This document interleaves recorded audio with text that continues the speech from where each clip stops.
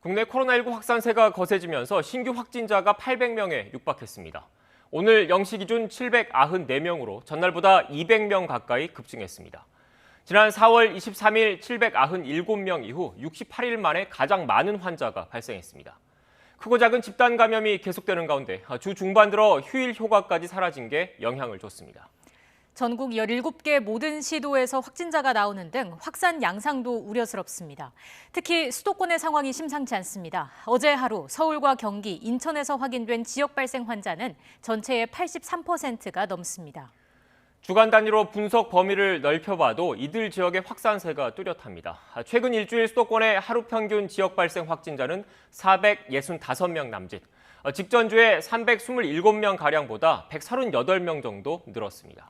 내일부터 시행되는 새로운 거리두기 체계 3단계 기준에 다가서고 있는 겁니다. 지금처럼 5인 이상 사적 모임이 금지될 수 있다는 얘기입니다. 정부 역시 가능성을 열어뒀습니다. 일단 예정대로 개편된 2단계를 적용하지만 수도권의 유행 규모가 커지면 단계를 조정하겠다고 밝혔습니다.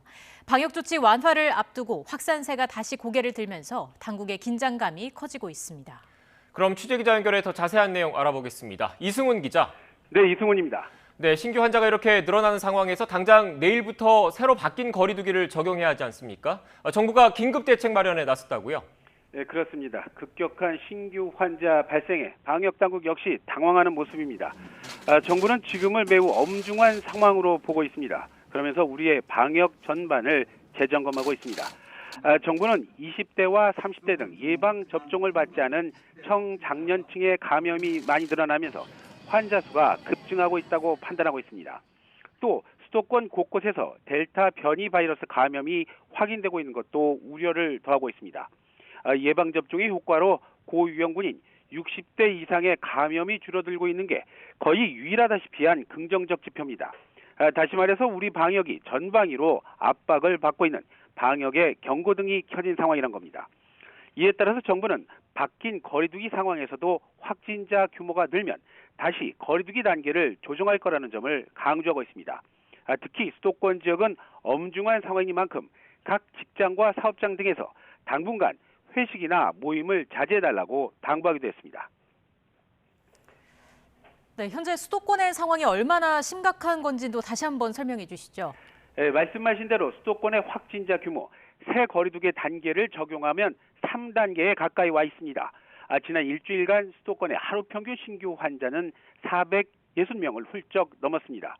하루 평균 지역 발생 확진자는 464.9명인데요. 직전주에 327.3명보다 137.6명이 는 겁니다. 새 거리두기는 수도권 신규 환자가 3일 연속 500명을 넘으면 거리두기 3단계를 발령하게 됩니다. 참고로 지난 일주일 동안 전국의 해외 유입을 제외한 지역 발생 확진자는요, 하루 평균 593명이 조금 안 됩니다. 직전주에 445명보다 147명 넘게 늘어난 겁니다. 많은 전문가들 역시 내일 시작되는 새 거리두기 시행을 앞두고 경각심이 많이 풀리면서 수도권을 중심으로 많은 확진자가 나온 걸로 보고 있습니다. 다만 국민 스스로 해외졌다기보다는 활발히 움직여야 하는 20대에서 50대까지 이들에 대한 본격적인 백신 접종도 하기 전에 섣불리 방역 완화 신호를 준 게 아니냐, 이런 지적이 많습니다. 지금까지 YTN 이승훈입니다.